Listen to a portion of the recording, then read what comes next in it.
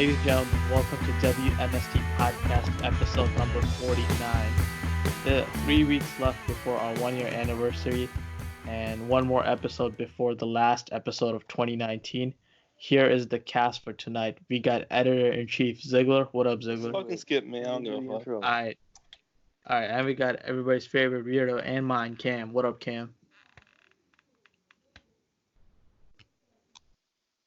Not Cam. I can't This is the part where you say something. I can't think of anythanything. Oh, okay. Oh my god. You can just be like, "Hey y'all, I'm just ready to, review Riders of Skywalker." Because Cam actually saw a movie Ahead of opening time. That's surprising. That is something we never thought would happen in 2019. I was in the front row. But you were there, that's for sure. Is your neck okay? My neck is never Right. okay. My spine has never been okay. Wow. I've been dealing with scoliosis for almost 10 years now. Whoa. Oh my god. All right. Congratulations.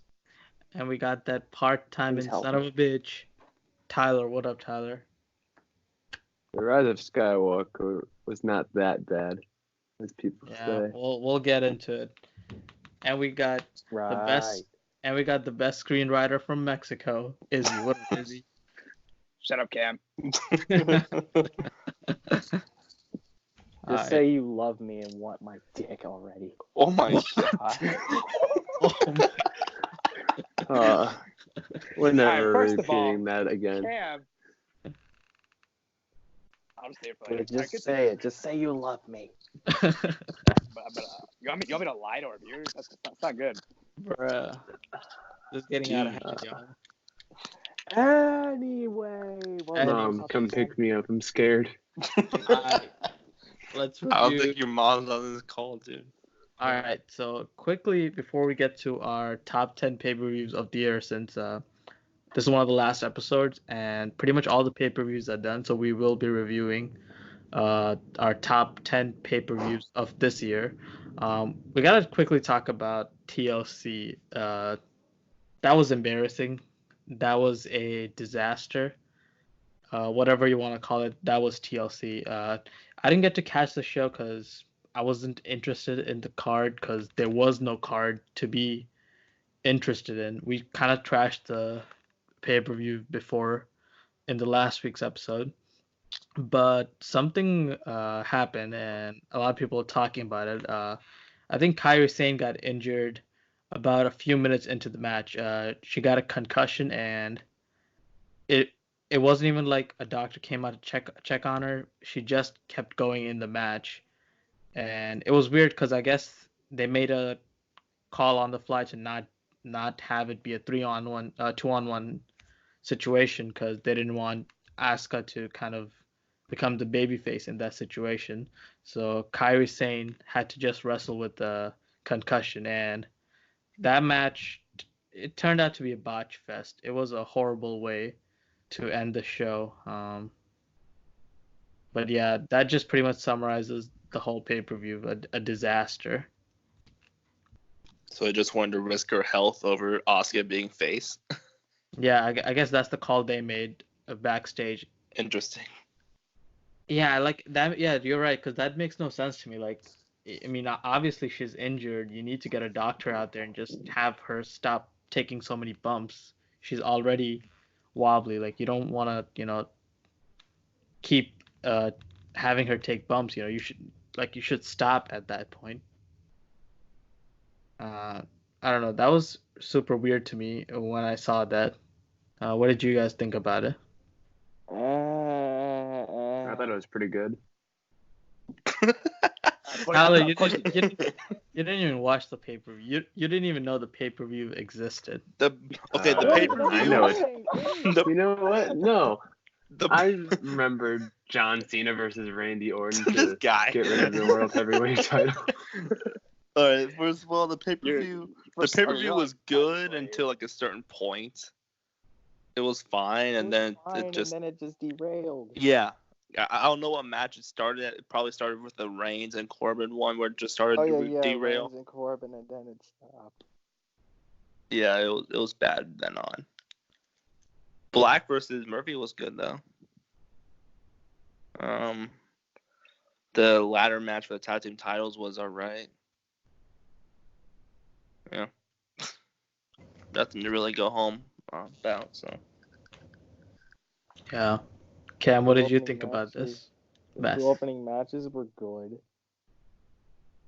That's it. And I think those were the two matches announced like a while ago. Yeah. The main event, whatever you want to call it, was just so hard to watch. It was really bad. Yeah. And the thing they did after the main event with that fucking brawl or whatever you want to call it, What was that ending? it was weird. I didn't get it. So in kayfabe thing that they were fighting for like a half hour Wow. because they started that right before the main event, so they've been fighting for like 30 minutes.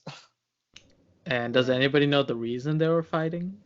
Because Because we just need a that's what Vince wanted. Fuck it. random Why not? chaotic ending to TLC. This Yeah, felt like yeah. a Raw episode. Sunday The Night SmackDown Raw. matches. Basically, except for like the ladder matches, but Oh yeah, the I did one like ladder. the whole Bray Wyatt storytelling, but like the match was never meant to be good. I just like how it added layers to his character. I like the entrance of Bray Wyatt, and that was it. Yeah, that was interesting. And Although then I- Daniel Bryan returning after a week Yeah, or two, whatever it was. new didn't haircut. He didn't age after 2012. Wow. Although I'm wondering if people who like I was to talk about this last week too, like people who bought tickets for the event, they were like, "Ooh, the Fiend's on the poster. He's probably gonna be wrestling Like, or he something." was on But- the chairs and stuff. yeah, but the Fiend obviously wasn't there, so I don't know how He how was many there people- on the Tron. Yeah, but He didn't do not anything. not He just showed his wrestling. face. Yeah. Yeah, I mean, I guess we can say like, oh, we're lucky because we didn't get to see the, what does Cam call it? The Virtual boy lighting. virtual boy lighting. Yeah, they need to stop that. Like, I hope that's it Sure, for it's nice watching live, but think about the audience watching at the house. True. Is it I nice know the watching house. live though? What if they're watching in an apartment? You ever do that? Yeah, I bet it's not so nice watching live because even Seth Rollins can't even see what he's doing in the ring, you know. Yeah, a that's bunch of the wrestlers can't see what they're doing. If That's- if the people who's wrestling can't see what they're doing in the ring, that's a problem. Yeah, you have to stop. true. Yeah, but you know, the good thing was that was the last pay-per-view of 2019. Now we got Royal Rumble to look forward to next month. That should be a competent pay-per-view, not as horrible as this.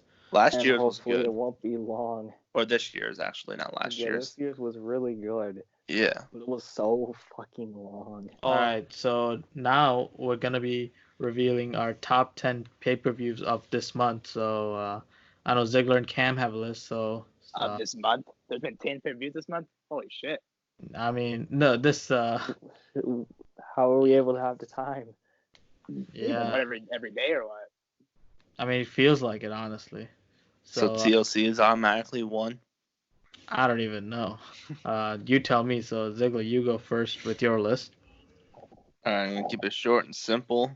I'm gonna keep it all right. Number 10 is Elimination Chamber, mostly because that Kofi Kingston storyline was dope as hell. Then WrestleMania 35. I didn't really like it, but some of the matches were fine, I guess. And Kofi Kingston won the title, so that's pretty dope. Pretty much made the night. TakeOver Toronto. It's a fun pay-per-view. Fun matches, but wasn't the best. Number 7 is TakeOver Phoenix. To be honest, I kind of forgot what happened there, but it was in January, so It pretty was one sure of the weaker Viking. takeover shows. What? It was one of the weaker takeover shows. Yeah, that's why it's like. Well, that in It's good, Toronto, it's but just- I have it over Toronto though. Number 6 is the Royal Rumble because it was a really fun show. I enjoyed it.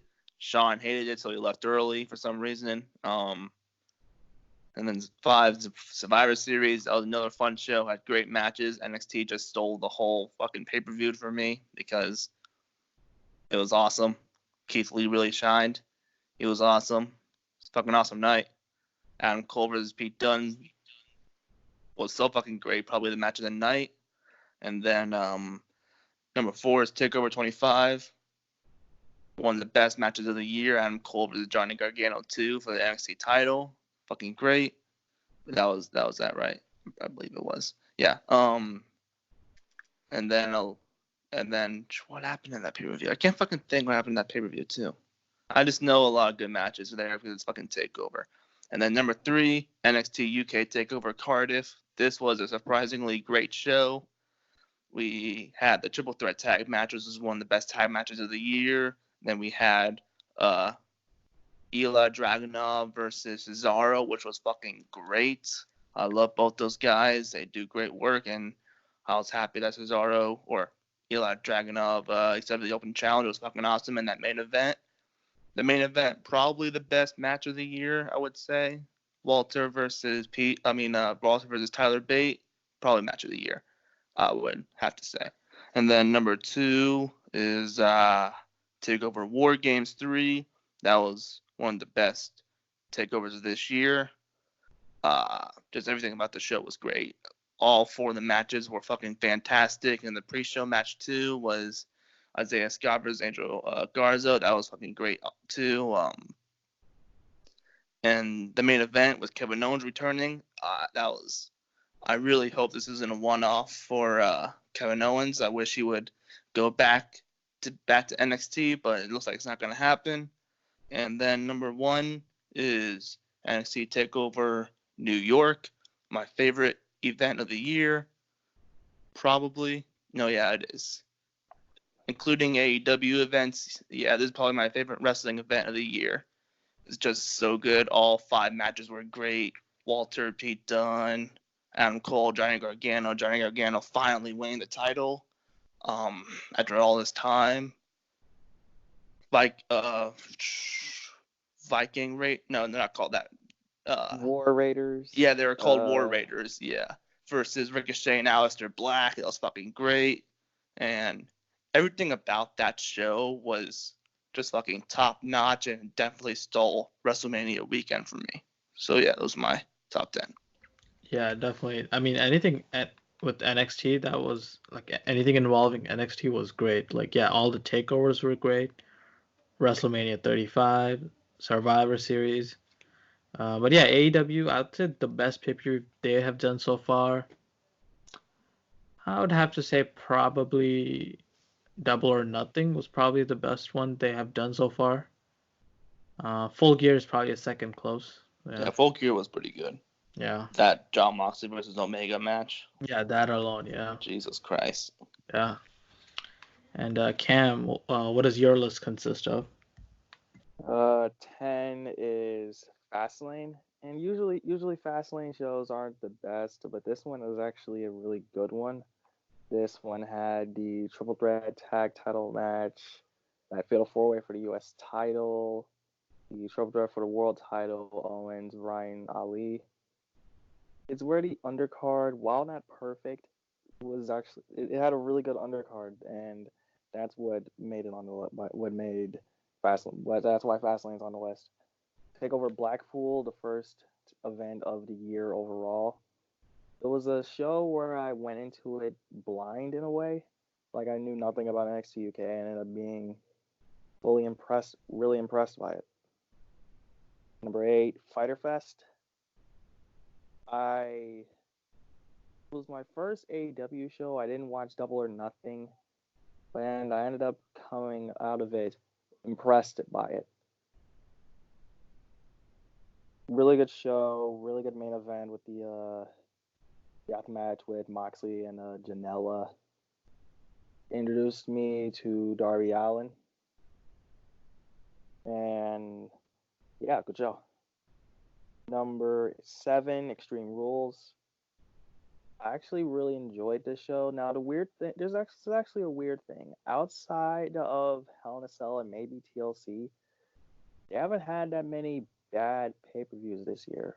Like there hasn't been an out of straight up stinker this year.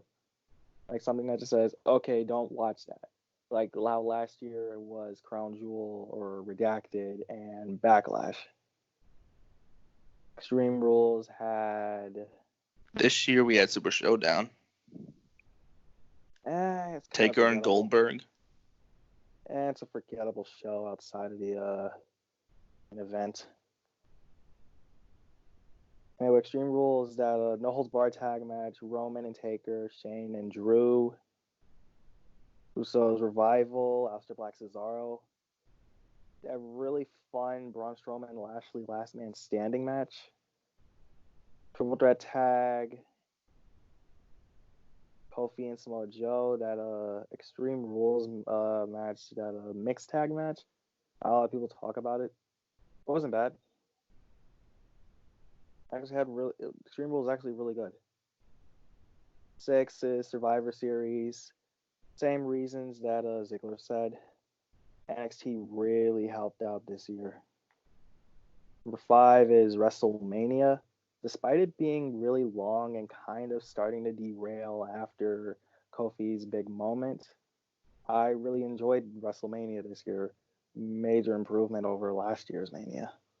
Sure, the main event isn't the best, and it's 8 hours, and its length really has been hurting Mania ever since 33, but it's still like a show. Number 4, the Royal Rumble. Same issue as Mania this year, really long, but outside of that, really good show, really good matches, 2 women's title matches, 2 world title matches. Even if Finn Balor and Brock Lesnar was actually really short, it was still really good. All matches were okay, but it was the undercard that helped it. Number 3, TakeOver Wales had some of the best matches from this year. Same reason with Blackpool. It's a sleeper hit. If you're going to it blind, you'll really enjoy it. And number 2, NXT TakeOver New York. The show it was the show that stole Mania weekend. UK title, the North American title, the Dusty Tag Classic, the Fatal 4-Way for the women's title, and the best of 2 or 3 falls match for the NXT title. Really, really good show. It's stacked show. And my number 1 show for the year is TakeOver 25. TakeOver 25, really good show. It had a ton of great matches. The Adam and Gargano 2 match, that's one of my favorite matches for the entire year. I prefer that over the New York and the Toronto match, to be honest. And they had Adam and Matt Riddle, Roderick Strong, great opener. A lot of people forgot about the ladder match for the tag titles. That was a really good match. How many of y'all forgot about it, to be honest? It was alright. I mean, it wasn't the best. I think it was too long. Went 20 minutes. Well, I Way mean, too the long. fucking that Gunner guy was in the ring for too long. Oh yeah, I forgot about that sketch. He was in that Yeah, ring for like 5 minutes, not even. Well, probably not that long, but like 2 or 3 minutes. Did have good spots in it though. Velveteen Yeah. Tyler Breeze for the North American title, Tyler's first match in NXT. Roderick Strong He got versus called up. Matt Riddle was really good though. The women's title match was all decides, still a good match. By the way, congrats to Rhea Ripley on actually winning the title this week. And the aforementioned Gargano and Cole sequel match. TakeOver 25, favorite show of the year. Yeah. So yeah, you guys have the same number 1 pay-per-view, I guess. That's pretty cool. No, TakeOver mine 25. was New Yours York. was New York. Mine was 25. Oh, okay. Never mind. 25 was number 3 or 4 for me. I don't know. Oh, okay. I thought TakeOver 25 was New York. I forgot about that. So yeah. 25. 25 is Connecticut? when Cole won the title, I think. Oh yeah, yeah. 25 was in Connecticut. Oh yes, yeah. Okay, now I remember. Yeah, another year in the books, and here's to another year 2020 of great pay-per-views. Probably going to be a lot of NXT uh, show stealers, to be honest. Let's be honest. They're not doing one for the Rumble weekend. Yeah, but they will have one, and they'll have their own pay-per-view without a different Yeah, I it's on think Sunday this time. yeah, it's on Sunday in Portland, Oregon. I don't know what they're calling it. I February. guess TakeOver It's something. just Portland. TakeOver Portland. Yeah, that's gonna be like It's in their like February or something. It's like a standalone pay-per-view. So yeah, that should be a really fun one. And the week after that is AEW or something. Revolution. Yeah. I believe Yeah. it's the week after or week before. I don't know. Yeah. Hey everyone, hope you enjoyed that video, and make sure to like, share, and subscribe. And click on the channel to check out some more awesome videos like our movie and wrestling debates and our interviews with people like the Wrestling Classic and Jordan Jomo from the IGWC. And we are definitely looking into delivering you all some more content in the near future, so definitely be on the lookout for that. And thank you for your support.